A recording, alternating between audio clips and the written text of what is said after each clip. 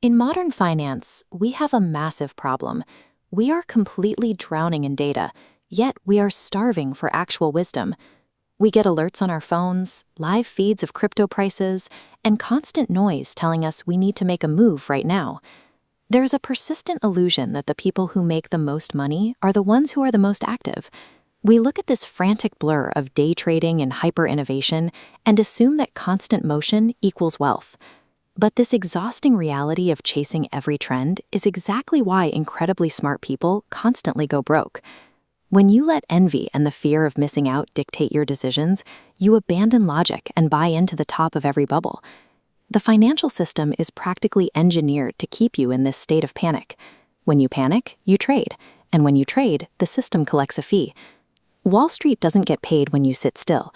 They get paid when you move. For 50 years, Charlie Munger operated completely outside this frenzy.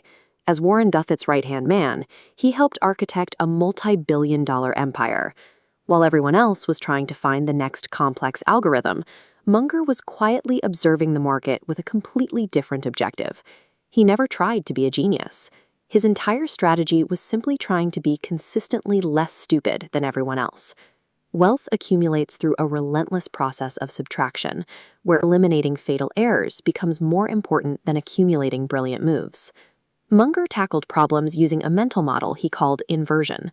Instead of asking, "How can I get rich quickly?" he would ask the exact opposite. "How can I ensure that I end up completely broke?" If your goal is to ruin your financial life, the steps are highly predictable. You would trade on pure emotion. You would max out credit cards and surround yourself with unreliable people. Once you map out exactly what guarantees failure, you simply remove those risks from your behavior. By aggressively avoiding the known landmines, you automatically clear a straight path to your objective. It is remarkably easy to just not do foolish things.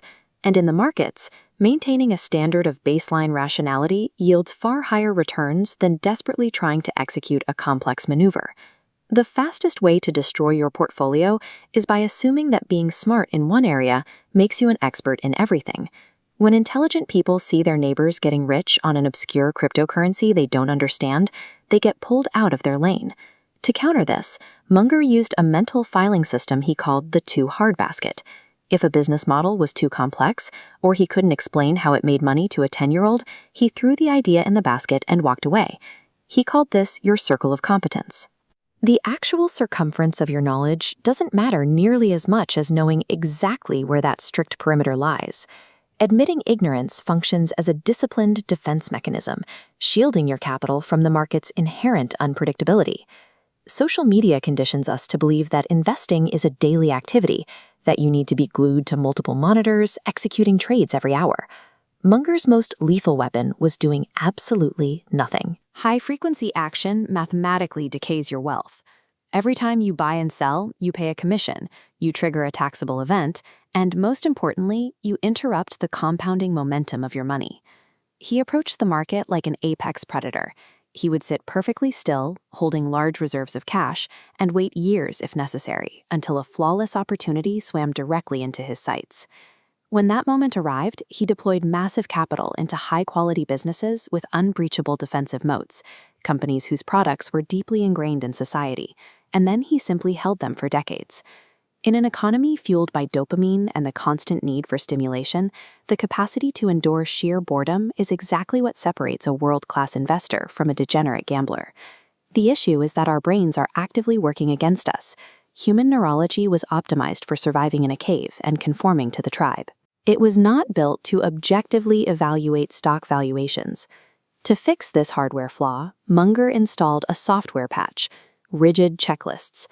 Before making any financial commitment, he ran the opportunity through a dense list of criteria to filter out psychological bugs like social proof, confirmation bias, and the urge to follow the herd.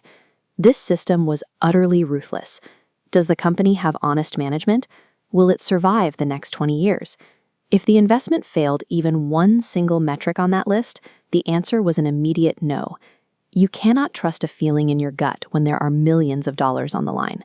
Financial security requires subordinating your emotions to a cold, unyielding set of rules.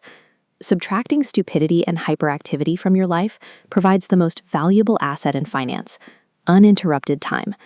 This chart maps the mathematical power of compound interest over a 50-year timeline. Munger applied this curve to his habits and character. Improving just 1% daily yields a 1,000-fold increase over a decade. The vertical explosion in value only happens if you never interrupt the compounding process. It is not a coincidence that Charlie Munger generated the vast majority of his net worth between his 70th and 99th birthdays. He simply gave the math time to work and kept his ego out of the way. At the very core of his philosophy was what he called the iron rule of life. The world is ultimately a fair place over a long horizon. If you want something, you first have to make yourself worthy of receiving it. Extreme ethics and honesty represent the highest-yielding compounding assets in any career. Absolute integrity creates a massive gravitational pull, ensuring that when people trust you, they bring you the best deals and partnerships without you ever having to ask. Beyond the net worth, Munger's ultimate legacy lies in the profound peace of mind he achieved by eliminating envy and living below his means. So instead of waking up tomorrow and asking what new cryptocurrency you should chase, ask yourself a much harder question. What is one foolish, predictable mistake you can permanently subtract from your life? Write it down, make it the first item on your checklist, and then just sit still.